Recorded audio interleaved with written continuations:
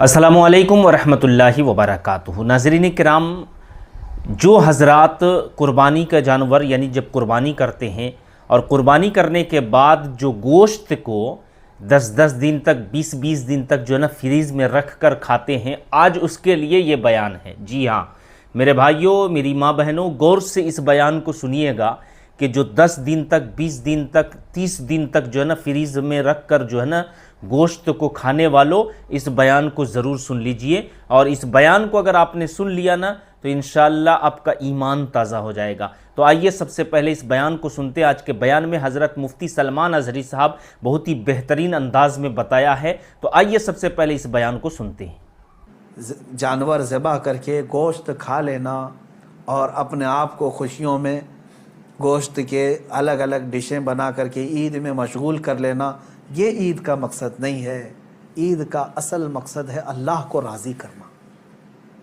वो अगर राज़ी हो गया तो हर दिन तुम्हारा ईद का है, और अगर वो तुम्हारे अमाल से नाराज़ है, चाहे 1000 बकरीद आए, 1000 ईद उल फित्र आए, तुम्हारे लिए कौन सी ईद है? रब ताला अगर तुमसे नाराज़ है, कौन सी ईद है? ईद दर हकीकत मौला को मनाना है, उसको राज़ी करना है। कुर्बानियाँ गोश्त खाने के लिए नहीं। एक मसला भी जाते जाते बता दूं, अगर किसी ने गोश्त खाने या सिर्फ गोश्त की नीयत करके कुर्बानी की कि आप गोश्त मिलने वाला है, फलां फलां डिश बनने वाली है घर में, तो कहा गया कि उसकी कुर्बानी ही नहीं है, कुर्बानी होगी ही नहीं। जिसने गोश्त या गोश्त मिलेगा उसको मैं बेचूंगा, इतना कमाऊंगा, जिसने भी ये नीयत की उसकी कुर्बानी होगी ही नहीं, होगी ही नहीं। फरमाया गया तक़र्रुब इल्लाह की नीयत होनी चाहिए। मैं कुर्बानी कर रहा हूँ सिर्फ अल्लाह की रज़ा के लिए, नीयत ये हो, और फिर गोश्त खाने में मिल गया तो ये अल्लाह का इनाम है। गोश्त तो खाना ही है, मिलता ही है आपको, लेकिन नीयत पहले गोश्त खाने की नहीं है, अल्लाह को राज़ी करने की है। रब तबारक व तआला राज़ी हो जाए। मेरे अजीज़ों, आज के दिन अल्लाह तबारक व तआला की बारगाह में खुसूसी इल्तिजा करें, दुआ करें, मौला करीम ईद उल अज़हा की बरकत से ये लाखों जो कुर्बानियाँ हैं इनको कबूल फरमाए, और इन कुर्बानियों की बरकत से मौला ताला हम सब पर मस्जिदें, ईदगाहें और हमारी इबादत गाहें कुशादा फरमाए। बकरीद में वैसे तो तफसीली जो वाक़या है वो यूँ है, उसका मैं इजमाल बता करके अपना मैसेज देना चाहता हूँ।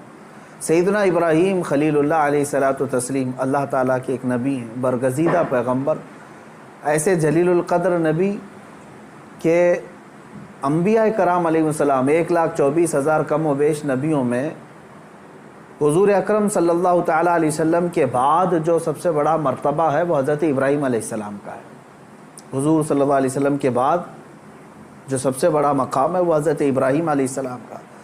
सैयदना इब्राहीम अलैहिस्सलातु तस्लीम की औलाद नहीं थी।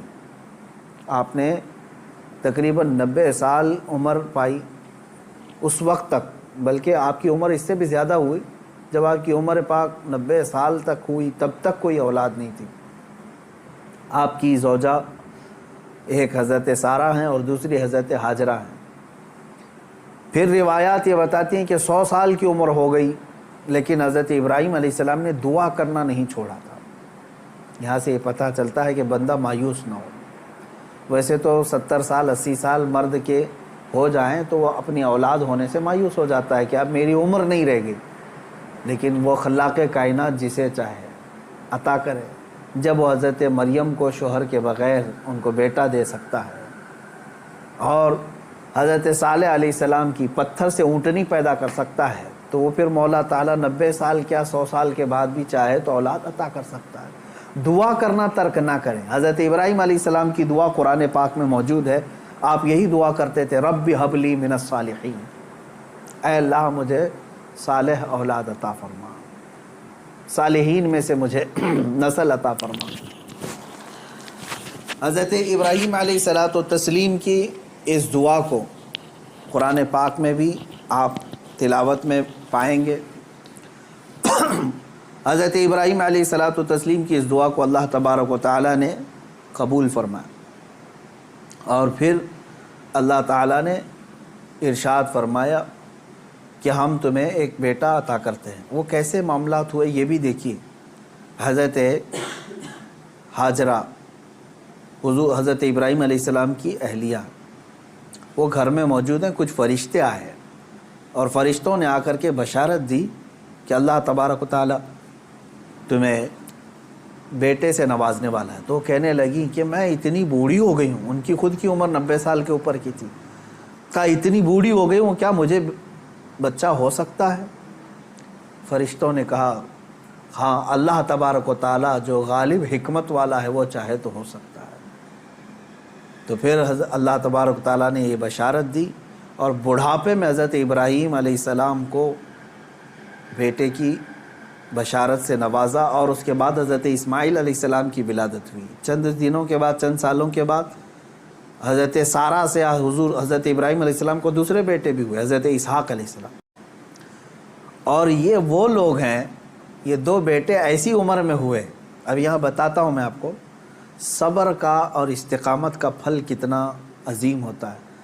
100 سال تک ابراہیم علیہ السلام صبر کرتے رہے اولاد کو، اور اس کے بعد اللہ نے اولاد دیا، 2 بیٹے تھے، ایک اسماعیل علیہ السلام اور دوسرے اسحاق علیہ السلام۔ ان دونوں نبیوں کے بارے میں اگر میں آپ کو بتاؤں، اسحاق علیہ السلام وہ نبی ہیں، حضرت ابراہیم علیہ السلام کے وہ بیٹے ہیں جن کو اللہ نے نبی بھی بنایا، اور ان کی نسل میں 30,000 سے زیادہ نبی پیدا کیے تقریباً۔ بنی اسرائیل پوری نسل جو ہے وہ اسحاق علیہ السلام کی نسل ہے۔ اسحاق علیہ السلام کے بیٹے یعقوب علیہ السلام، یعقوب علیہ السلام کے بیٹے یوسف علیہ السلام، یہاں سے پوری بنی اسرائیل چلی، اس میں ہزاروں نبی آئے۔ ابراہیم علیہ السلام کو ایک بیٹے اسحاق علیہ السلام کی نسل میں سارے نبی عطا کیے، اور دوسرا بیٹا جو اسماعیل علیہ السلام عطا کیے، ان کی نسل میں تو سید الانبیاء حضور صلی اللہ علیہ وسلم کو عطا ہے، محمد الرسول اللہ صلی اللہ علیہ وسلم علیہ افضل التحیت و اکمل التسلیمات۔ تو یہ حضرت ابراہیم علیہ السلام کی دعا کا نتیجہ تھا، اور صبر اور استقامت کا۔ آج جو مجھے پیغام دینا تھا وہ یہی ہے، میں نے آیت کریمہ بھی خطبے میں یہی پڑھی۔ بے شک وہ لوگ جنہوں نے یہ کہا اللہ ہمارا رب ہے، ان الذین قالوا ربنا اللہ، بے شک وہ لوگ جنہوں نے کہا اللہ ہمارا رب ہے، ثم استقاموا، پھر اس پر جم گئے، یہ ہے استقامت۔ استقامت کہتے ہیں ڈٹے رہنا، جمے رہنا۔ اب اس کے متعلق جو قرآن کہتا ہے تتنزل علیہم الملائکہ، ان پر اللہ تعالیٰ فرشتے اتارتا ہے۔ کیا کہتے ہوئے آتے ہیں فرشتے؟ اللہ تخافوا ولا تحزنوا، گھبراؤ مت، ڈرو مت، ہم تمہیں وہ بشارت دینے آئے ہیں جس جنت کا اللہ نے تم سے وعدہ کیا ہے۔ تھوڑے دن اور باقی رہو، تھوڑے دن اور جمے رہو، اور ڈٹے رہو۔ یہ استقامت کرتا ہے بندہ، استقامت پر فائز ہوتا ہے تو فرشتے اس کی مدد کے لیے اترتے ہیں۔ ہاں اتنا ہے کہ ہلا دیے جائیں گے، تمہاری خواہشات کے خلاف معاملات آئیں گے، تمہارے نفس کے خلاف معاملات آئیں گے، اسی پر جمے رہنے کا نام استقامت ہے۔ اور استقامت کا معنی اتنا عظیم ہے کہ صوفیہ اکرام نے کیا فرمایا معلوم ہے؟ الاستقامت فوق الکرامت، عربی میں فرمایا استقامت جو ہے یہ کرامت سے بھی بڑھ کر کے ہے۔ لوگ کہتے ہیں نا کرامت، کرامت کا مطلب اکثر لوگوں نے ہی سمجھا کہ وہ انہونی چیز دکھانا، یعنی جو ایسی چیز جو کو دیکھے ہی نہیں پائے، ہوا میں کوئی اڑ کے دکھا رہا ہے، پانی پہ کوئی چل کے دکھا رہا ہے، تو اس کو بہت سارے لوگ کیا سمجھتے ہیں؟ یہی کرامت ہے۔ محیر العقول چیزیں، یعنی جو عقل کو عاجز کر دیں۔ اور فرمایا گیا ان کرامتوں سے سب سے بڑھ کر کے استقامت ہے، یعنی شریعت پر جمے رہنا، ڈٹے رہنا۔ میں اس پر آتا ہوں، حضرت ابراہیم علیہ السلام کے اس واقعے کو میں مختصر کرتا ہوں۔ بیٹا ہوا، 100 سال تک صبر کرنے کے بعد پھر اللہ تبارک و تعالیٰ نے امتحانات ایسے لیے کہ ابراہیم علیہ السلام کو ترک وطن کرنا پڑا ہے، یعنی آپ کا شہر جو ہے بابل تھا، عراق۔ واقعہ تفصیل سے آپ کو پھر کبھی، وہاں آپ کو ہجرت کرنا پڑا، وہاں سے وطن چھوڑ دیا آپ نے، آپ کو جان کی بازی بھی لگانی پڑی، آگ میں آپ کو ڈالا گیا ہے، جان کے ساتھ بھی آپ کا امتحان ہوا، اس میں بھی آپ استقامت پر تھے۔ جب آپ کو نمرود آگ میں پھینک رہا تھا، جبرائیل علیہ السلام آئے اس وقت اور پوچھنے لگے الک حاجتن یا خلیل اللہ، اے اللہ کے خلیل کوئی حاجت ہو تو بتائیں۔ تو حضرت ابراہیم علیہ السلام آگ میں پھینکے جا رہے ہیں، اس وقت بھی کیا کہتے ہیں؟ ہاں ہے حاجت لیکن اللہ سے ہے، میرا مولا میرے ساتھ ہے۔ یہ استقامت اور توکل کا اعلیٰ درجہ۔ تیسرا اب جو ہوا آپ کے ساتھ وہ اولاد، اور آپ کو یہ بھی میں بتا دوں کہ اب اولاد دیا اللہ تعالیٰ نے، پھر حکم یہ فرمایا، خواب میں حضرت ابراہیم علیہ السلام کو یہ کہا گیا کہ آپ اپنے بیٹے کی قربانی دیں اللہ کی بارگاہ۔ لیکن ابراہیم علیہ السلام نے خواب میں دیکھا تو اس کے بدلے میں آپ نے جانتے ہیں تقریباً آپ نے 100 اونٹوں کو ذبح کر دیا، اونٹ ذبح کیے۔ شاید اس خواب کی تعبیر یہ ہو۔ دوسرے دن پھر خواب وہی آیا، پھر آپ نے ذبح کیے۔ تیسرے دن پھر خواب آیا، تب آپ نے یقین کے ساتھ یہ فرمایا کہ مجھے میرے بیٹے اسماعیل کی ہی قربانی کا حکم دیا جا رہا ہے۔ پھر حضرت ابراہیم علیہ السلام، یعنی اونٹوں کے ذبح کرنے میں مال بھی تو کتنا قربان ہوا۔ تو اب میں جو بتانا چاہ رہا ہوں اب وہ آخری بات سنیں۔ اسماعیل علیہ السلام کو بلایا اپنے قریب، جب ابھی حضرت اسماعیل علیہ السلام کی عمر پاک شباب کو نہیں پہنچی تھی، جوانی کے قریب آ رہی تھی، بلا کر کے کہنے لگے کہ انی ارا فی المنام انی اذبحک، اے اسماعیل میں نے خواب میں دیکھا ہے اور اللہ کا حکم یہ پایا ہے کہ میں تمہیں ذبح کر رہا ہوں، تم کیا کہتے ہو؟ حضرت اسماعیل علیہ السلام نے کیا کہا؟ یا ابت افعل ما تؤمر ستجدنی انشاءاللہ من الصابرین، اے میرے والد گرامی آپ کو جس بات کا حکم دیا گیا ہے وہ کر جائیے، آپ انشاءاللہ آپ مجھے صبر کرنے والا پائیں گے۔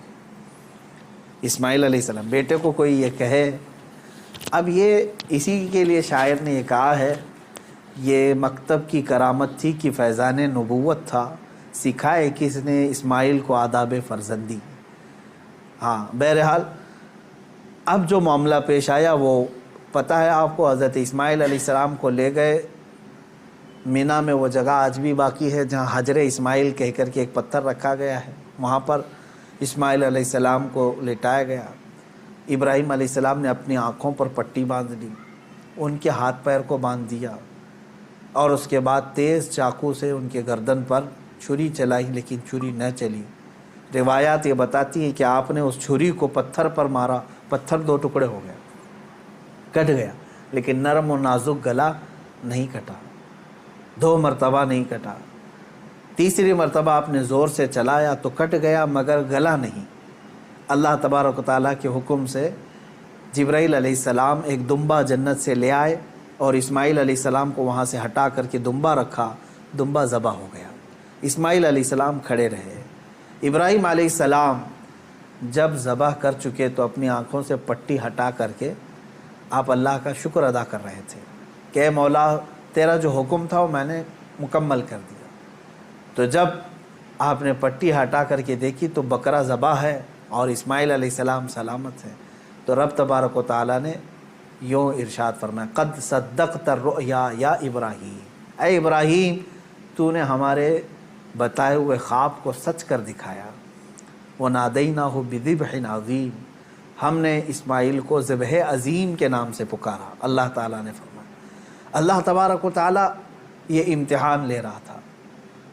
یہ انبیاء اکرام علیہم الصلاۃ و تسلیم کے ساتھ ہے، ایسا نہیں ہے کہ سارے لوگ یہ کر پائیں گے، وہ اس درجے کے ایمان والے تھے۔ تو ناظرین ابھی آپ نے مکمل بیان کو سنا، یہ بیان آپ کو کیسا لگا کومنٹس میں ضرور اپنی رائے دیں۔ میرے بھائیوں یاد رکھیے، اگر آپ اپنے یعنی کہ جانور کے گوشت کو فریز میں رکھ کر کھا رہے ہیں تو سب سے پہلے کام تو آپ کو یہ کرنا ہے کہ اگر آپ نے قربانی دیا ہے، آپ اپنے نام سے قربانی کیا ہے، تو میرے بھائیوں یاد رکھیے اس گوشت کا 3 حصہ لگانا ہے۔ جی ہاں ناظرین کرام، 3 حصہ، ایسا نہیں کہ پھر پورا کا پورا آپ اپنے پاس رکھ لیں، فریزر میں رکھ لیں، اس کے بعد اپنے آپ کھاتے رہیں، نہیں، بلکہ 3 حصہ لگانے کے لیے یہ حکم دیا گیا ہے۔ ایک حصہ آپ اپنے رشتہ دار میں تقسیم کریں، ایک حصہ جو ہے غریبوں مسکینوں کو تقسیم کریں، اور ایک حصہ پھر آپ رکھیں۔ جی ہاں ناظرین کرام، اب جو بہت سارے لوگ کہتے ہیں کہ فریز میں رکھ کر 10 دن تک گوشت کھاتے رہتے، 20 دن تک کھاتے رہتے ہیں، تو آپ کھا سکتے ہیں،